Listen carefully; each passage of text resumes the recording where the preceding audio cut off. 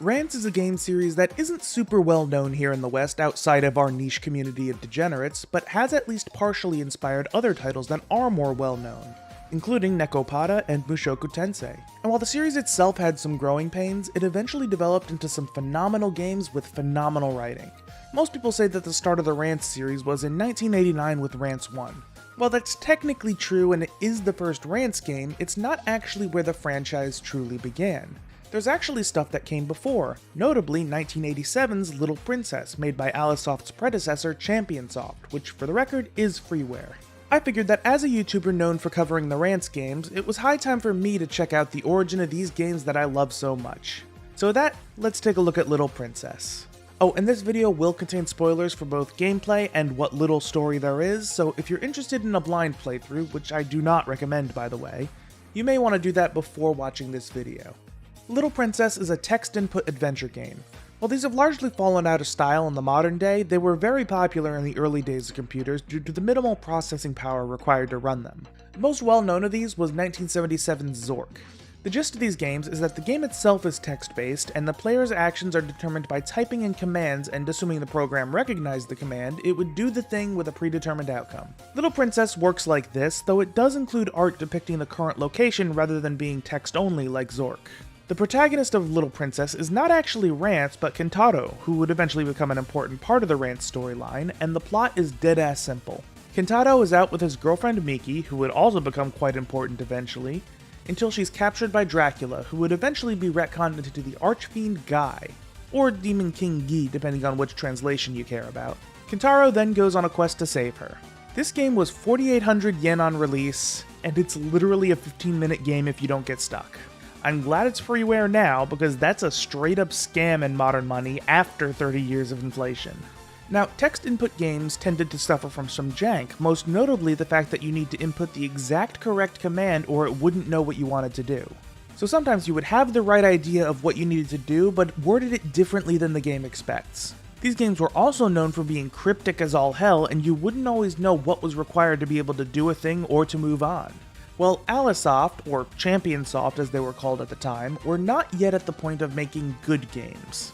And I hate to say it, but Little Princess had all the problems of the old school text adventures and then some. In fact, I'd go as far as to say that it's brutally difficult and actively unfun if you go in without using a walkthrough, because so much of what you need to do makes absolutely no sense. And to twist the knife even further, you'll often need to do the same command multiple times in a row to progress. For example, early on you'll come across some rocks. Hidden among them are some gems that you'll need later on. You need to use the Look Rock command a total of 4 separate times to see each individual gem before you can take them, with no indication that you're not done after the first look, which shows you nothing.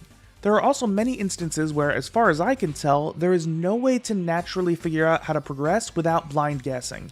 Sure, there are some instances where you'll be given clues, such as one character telling you how to identify Dracula's coffin, or how a specific item can counteract illusions, which you will eventually need. But then there are flags that are just random. For example, you have to call one character cute using the Talk Cute command to put her in a good mood so that she'll help you. I could not find any indicator in-game that points to this, and that particular command does not seem intuitive to me. Maybe it makes more sense in the original Japanese, I don't know. There are also multiple instances where you can lose items or progress with no real way of knowing that you're about to do something no bueno beforehand. One character asks for a specific item that you need and trades you a useless one for it. And you're already trained to want to give up items people want because there's a different character requesting a different item and you actually do have to give it to them to proceed. So you're basically baited into giving up a necessary item. One character will accept any item you feel like giving them with absolutely no benefit to doing so.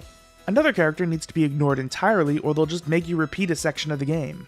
None of it really makes any sense. Unlike most text input games where you're essentially trying to figure out a big puzzle, you're instead bashing your head against the wall trying to find a weak point. With a walkthrough it can be kind of fun, if you ignore the occasional dead input, but without it I doubt I would have finished this game despite the fact that it literally only took me 15 minutes to get through this game with a walkthrough. I feel like this is a game that could have been good, but Champion Sof honestly had no idea what they were doing, and it's just not. But how's the writing? Even though early Alice/Champion Sof didn't make the best games, the writing has always been something I liked about that company. Even Rance 1 and 2, which are in my opinion the weakest mainline Rance games, both gameplay-wise and story-wise, were still a good time due to how fun the writing was. Well, unfortunately, Little Princess is kind of lacking in that regard as well. In terms of plot, there's almost none. Dracula kidnaps Miki, Kentaro has brief interactions with about half a dozen other characters, defeats Dracula, and rescues Miki. Pretty much none of the interactions Kentaro has really connect to one another, the world building is completely nonsensical, and none of the characters really seem to have a reason to be doing what they're doing. That being said, there is some of that absurdist Alicesoft humor going on, and there were a few moments I found amusing. For example, there's one point where you need to climb a flight of stairs and they scream in agony when you step on them. One girl will only help you if she's happy, and as it turns out, she's been having a bit of a dry spell, so the way to make her happy is to struggle snuggle her. Or in my favorite scene, you had to throw an axe into a lake, which is a reference to Aesop's honest woodcutter fable, where a woodcutter loses his axe in the lake, tells the goddess of the lake the truth that the gold and silver axes she pulls out are not his, and as a reward she gives them to him. While in Little Princess, the axe Kentaro throws in fucking hits the goddess in the head, killing her and letting him just take the other axes for himself. That was fucking hilarious, especially considering you actually do the lake thing properly in Kichipo Rance for one side quest. So while I am kind of shitting on the writing as a whole, it does have its moments. But yeah, overall, it's nothing special. So what do I think of Little Princess? To be honest with you, it kinda sucks. I will say that I'm glad I finally got around to playing it, but not for the game itself. It was cool to see Rance's predecessor, and I'm told that there are a number of references to it in Sengoku Rance, which I am currently playing through. And let's be real here, it was 15 minutes out of my day, maybe 20 if you want to include downloading it, setting up OBS, and pulling up a walkthrough. I can't really complain too hard when the commitment is so minimal. Now, I think that anyone who actually paid for this crap got completely ripped off, especially considering they charged damn near AAA prices for it. That is absolutely outrageous to me, and if that was their business model back then, I can see why they almost went bankrupt until Kichipo Rance absolutely blew everyone out of the water. Do I regret playing Little Princess? No, I did get some enjoyment out of it, and again, I didn't exactly spend all day on the game. Do I recommend it?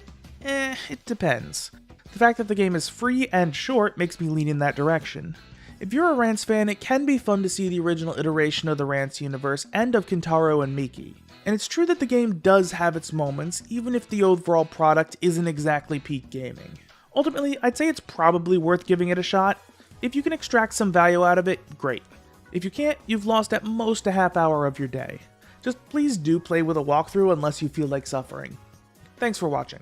Big thank you to my channel members, especially my $10 member, Bulk Squat Thrust. They got to see this video early, so if you'd like to join them, click the join button down below. I'm still working on the Sengoku Rance and Mushoku Tensei videos. They're coming along, but I still need more time. I'll find something else to upload before then, so hopefully there won't be another content drought. Do feel free to leave your suggestions down below. And of course, make sure to like the video for the algorithm and subscribe for future content.